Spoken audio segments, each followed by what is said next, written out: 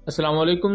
Welcome to एम रॉद। एक बहुत अच्छी खबर पाकिस्तान के लिए कि जिम्बाब्वे ने एक मल्टी मिलियन डील साइन कर ली है पाकिस्तान एरोनॉटिकल कॉम्प्लेक्स के साथ। अब आप सोच रहे होंगे कि पाकिस्तान एरोनॉटिकल कॉम्प्लेक्स से जिम्बाब्वे की एयरफोर्स क्या खरीदने वाली है, तो ये 12 सुपर मशाक ट्रेनर एयरक्राफ्ट खरीदने वाले हैं।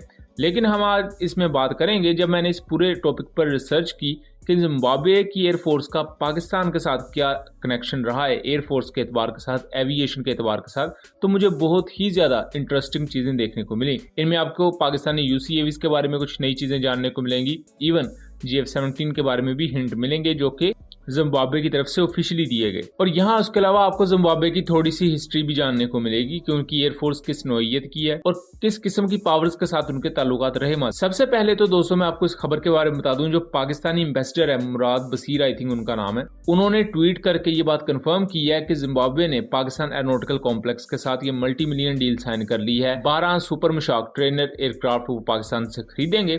और इससे पहले मैं मशाक एयरक्राफ्ट के बारे में बता दूं तो ये पाकिस्तान के one of the most successful projects में से आता है, जिसे तुर्किया ने खरीदा है, सऊदी अरब ने खरीदा है, ईरान ने खरीदा है, इराक ने खरीदा है, आज़रबाईजान, नाइजीरिया, ओमान और बहुत से दूसरे कंट्रीज हैं जो कि इस पाकिस्तानी ट्रेनर एयरक्राफ्ट को इस्तेमाल करते हैं। इराक के बारे में तो यहाँ तक अपडेट्स मौजूद हैं कि उन्होंने FT9 या FT7 जैसे जो एयर टू ग्राउंड बॉम्ब्स होते हैं वो भी इसके लिए पाकिस्तान से लिए थे। यानी कि ये जो छोटे बॉम्ब्स होते हैं ये पाकिस्तान यूज करता है इन सुपर मशाक एयरक्राफ्ट पर, जो कि ट्रेनिंग के साथ साथ लाइट अटैक करने के भी इसे काबिल बना देते। और इराक ने ये बॉम्ब्स क्यों लिए, इसकी रीजन मैंने अपनी उस पुरानी वीडियो में बताई हुई है। मैं कोशिश करूंगा कि उसका लिंक डिस्क्रिप्शन में दे दूं।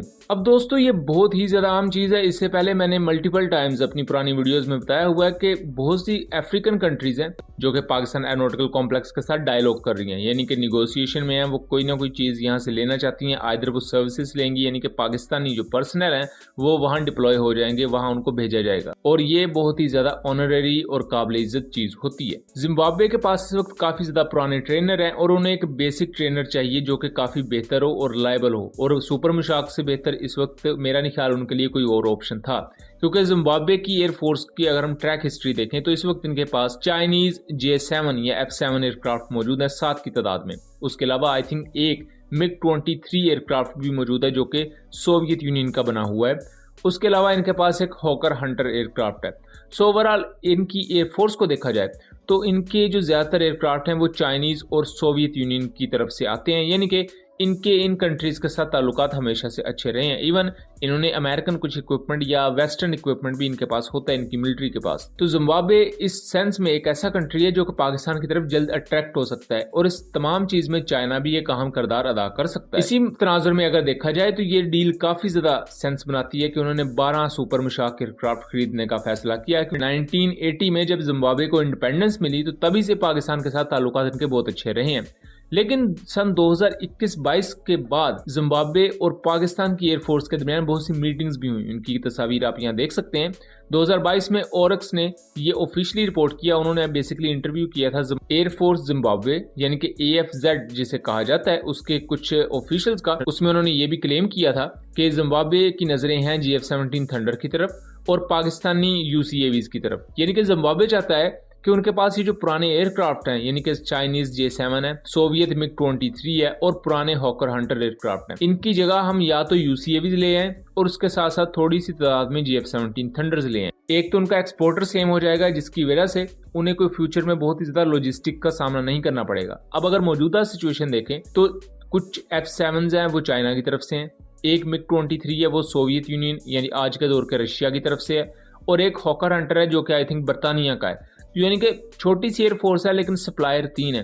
सो इस वजह से उनकी नजर में है कि सप्लायर हमारा एक ही हो, यानी कि अब पाकिस्तान की तरफ वो स्विच कर रहे हैं। सो ये 12 जो सुपर मशाक एयरक्राफ्ट लेने का ये डील साइन हुई है, ये अपनी हद तक बहुत ज्यादा आम है, लेकिन फ्यूचर में ये दरवाजा खोल रही है GF-17 थंडर के लिए भी और पाकिस्तानी जो ड्रोन सिस्टम्स हैं उनके लिए भी। और जिम्बाब्वे अगर खरीदता है तो इर्द गिर्द की कंट्रीज भी सारी बात है उससे इन्फ्लुएंस होंगी। और जिम्बाब्वे किससे इन्फ्लुएंस हुआ है तो ये मेरा ख्याल है ये कॉमन सेंस की बात है, वो नाइजीरिया से इन्फ्लुएंस हुए हैं, क्योंकि अफ्रीका में जब से नाइजीरिया ने पाकिस्तानी और चाइनीज वेपन्स की तरफ स्विच किया है तो बहुत से दूसरे कंट्रीज हैं जो अब इंटरेस्ट ले रहे हैं पाकिस्तानी और चाइनीज वेपन में। इनमें सरे फहरिस्त जिम्बाब्वे है, उसके बाद सूडान की भी आपको यही सिचुएशन देखने को मिलेगी। सो ये जो एक डील है फिलहाल तो सिर्फ इसे खबर के तौर पर पेश किया जा रहा है, लेकिन अगर आप प्रॉपर रिसर्च करेंगे और उसके अलावा प्रॉपर इसको डिग इन करेंगे तो आपको पता लगेगा कि ये एक पूरे बड़े कैनवस पर इसे देखा जा सकता है और एक बड़े कैनवस पर इसे समझा जा सकता है, जहां आपको पाकिस्तान और जिम्बाब्वे दोनों की डायनामिक्स तक देखने को मिलेंगी और एक फ्यूचर एक्सपोर्ट कस्टमर पाकिस्तान के लिए यहां एक हमें देखने को मिलता है, जो कि पाकिस्तान एयरोनॉटिकल कॉम्प्लेक्स के लिए काफी ज्यादा बेनिफिशियल होगा और पाकिस्तान एयरोनॉटिकल कॉम्प्लेक्स के शाहकार उनकी एयरफोर्स के लिए काफी ज्यादा बेनिफिशियल साबित होंगे।